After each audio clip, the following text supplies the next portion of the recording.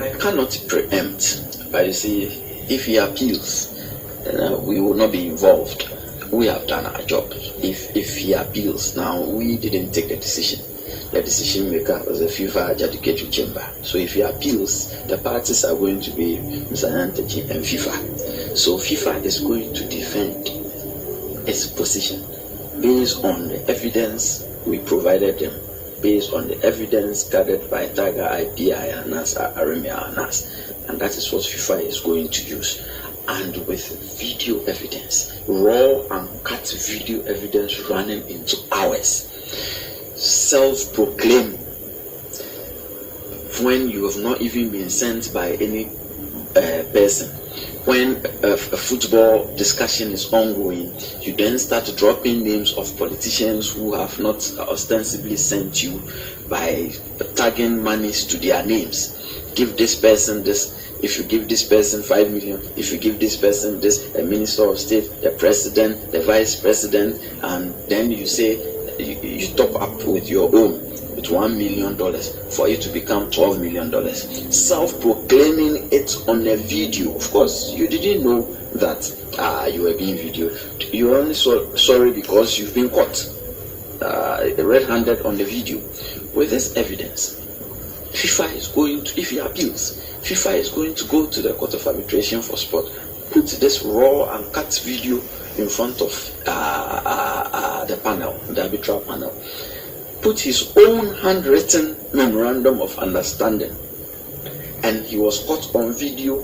He was filmed writing this memorandum of understanding, where he engineered for himself 5% here, 25% here, and he was in the middle as agent for the would-be sponsor, an agent for the Football Association of which he was president.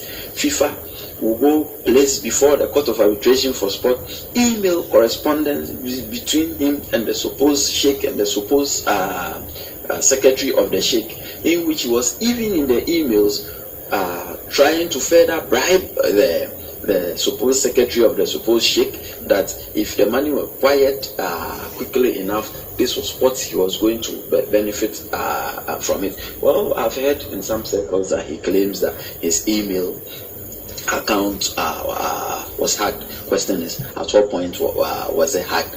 Was it only after the video came out that he realized that his email account was hacked? And the conversation starts before the meeting, during the course of the intro, after the meeting, series of email correspondence, even transcending what was initially agreed upon in Dubai, to the extent that, and this is where it's crucial, when he claims that his email account was hacked, which in my opinion is very laughable. Any serious person looking at the evidence will know that this is just a ruse. He then sends an email to Anas's team saying that, trying to take out the Ghanaian players out of the equation, because the Ghanaian players had become the middlemen to the sheikh. If you see the video, you see that there were some blacks, there was some Ghanaians in the picture. He sends an email to the sheikh's supposed secretary and says, the Ghanaians are wasting time. This is how my people are. You know what we have to do. I'm going to bring you someone who is more serious. And all apologies to the president of Liberia. He then, at the time, the president of Liberia had just been elected, so he was a president-elect. He then says to the supposed secretary of the supposed sheikh in the email correspondence that I am going to bring the president-elect of Liberia to Dubai for us to meet. He's just been elected, and from the conversation we had, you appear to be serious business persons. That was when Anna stopped the investigation. And indeed, unfortunately for the president of Liberia, he didn't know what was going on.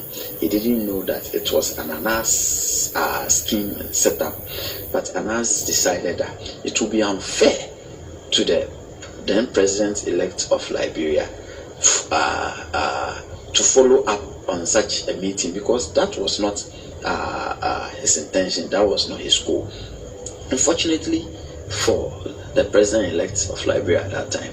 Mr. Nyantakyi took him to Liberia, and for days he stayed there, and there was no sheikh, because the sheikh was Anas Arabia Anas. And so if you say your email was hacked, who invited you to Dubai?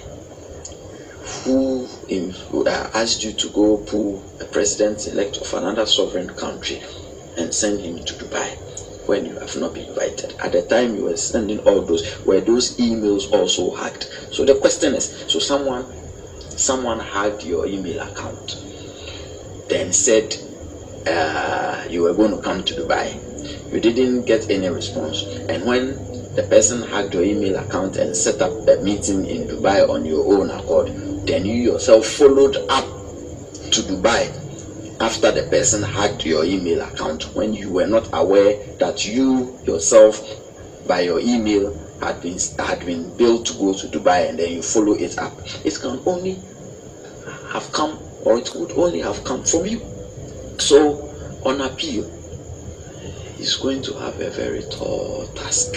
How to set aside the video evidence, how to set aside the video evidence of him collecting money, how to set aside the video evidence of him engineering an arrangement wherein he was going to engage in a egregious conflict of interest.